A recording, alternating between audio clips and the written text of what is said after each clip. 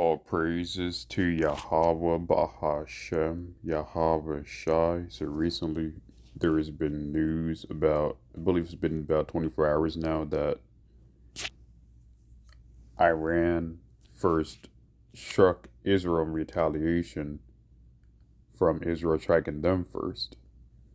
And we've been waiting a long time for this war, for this is really the war that will kick off World War III into escalation, right? Because for a while we've had Ukraine and Russia, but what we're really waiting on was Iran and Israel. So we're gonna watch this video.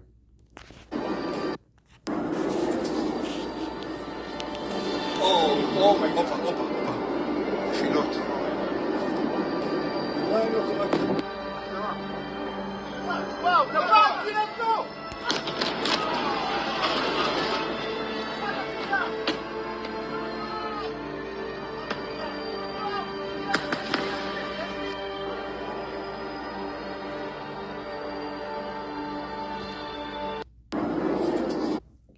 And we're gonna get some more context.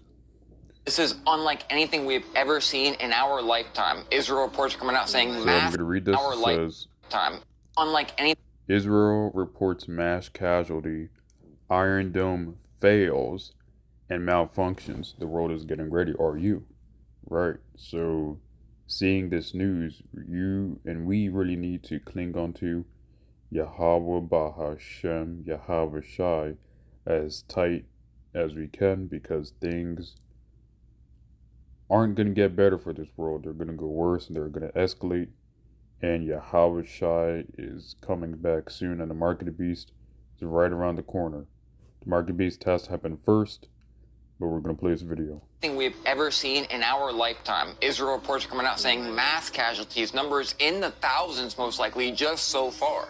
This map up here is all the attacks undergoing Israel right now. Not only did the Iron Dome fail, it's also malfunctioning and not able to block any of the missiles that are coming in. We'll come right back to the video in 1 second. They are lying to you. I posted the same video on TikTok and on Facebook, and people seem to think that, oh, the Iron Dome intercepted most of the missiles. No, they did not. I get my information from real journalists on the ground right now, and real intel that has a 1,000% track record of always being right. Last night, I also showed a video when they moved parts of the Iron Dome away from something. I won't go into too much detail. Last time there was a major attack in Israel, the same thing happened. Oh, the Iron Dome was kicking butt. I showed videos in this video of the Iron Dome completely malfunctioning. Here is a video of that right now. And don't forget that the U.S. is actively sending warships to the Middle East as we speak. Not to mention, I literally woke up to this app open on my phone and this verse highlighted. I did not do it. Pray and ask God. It was right there for me to see right when I woke up. All the different news stations were ready, prepped, and ready to go and record. Fox first came out saying defense systems are intercepting the threat. Iran targeted and successfully struck major defense zones in Israel. I showed you earlier how Mike Pompeo on the news was calling for possibly terror cells in the United States to start reacting to all this stuff. And I had a vivid memory of what happened a few years ago, and it was devil horns in Qatar. It happened in, I think, the 2019 eclipse. Maybe it was symbolizing something. And what you hear and see right here is quite literally a celebration happening in Yemen right now with chants, fireworks, you name it, they are ecstatic. And don't forget, they were just saying this right before this happened. I guarantee that every single country you can name is going to be involved in this conflict. It's not going to get better. It's going to get absolutely worse. Give it a second. Why must we be involved in everything? And please pause this and read. Also pause that and read. He just said that a few days ago. This is a very real expectation if this keeps getting worse. You must familiarize yourself with this passage. It's happened before. Look into history. And remember what happened in my dream, because so far the whole dream is... Alright, so besides that, I wanted to get the first point you brought out was that Israel's dome was malfunctioning. Now on the news on NBC, you may hear the news, American news, tell you differently. You may hear American news say they shot down most of the missiles at their Iron Dome intercepted most of the missiles and that Iran didn't really do any impact strikes. Well, not impact strikes, but they're going to tell you that Iran didn't really do much impact with their missiles. But clearly, according to certain sources, Iran has done some impact, and Israel really can't retaliate in any way. So this is why you have America coming in their warships to basically fight the war for Israel. I mean, we know how this is. For it says in Isaiah chapter 34, verse 5, "For my sword shall be bathed in heaven. Behold, it shall come upon Idumea, and upon the curse, and upon the people of my curse to judgment." Right? So the judgment is about to come upon Esau Edom, also known as Idumea. Right? Now we're going to go here, and it says, although it tarry, wait for it. Habakkuk chapter 2, verse 3. "For the vision is yet for an appointed time, but at the end it shall speak and not lie. Though it tarry, wait for it, because it will surely come, it will not tarry." Right? So, this whole thing with the war with Israel and Iran, even though it's happening right now, or it seems it's about to happen right now, where there hasn't really been an official declaration of war, but it seems that's about to come to way soon. Right before this, though, it seemed as though the war between Iran and Israel was tearing, as if you don't remember, in 2017, Trump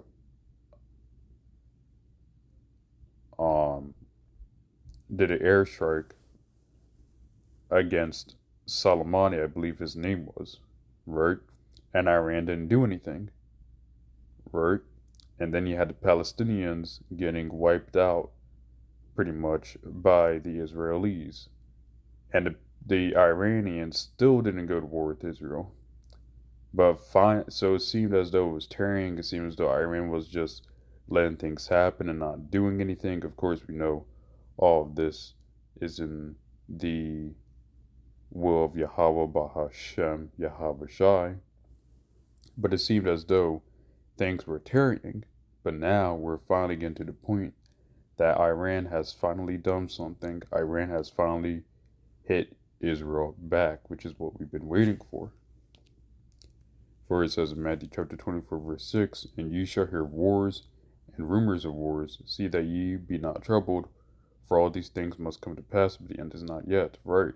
So even though we have this war with Iran and Israel going on, that doesn't mean the end is yet, right?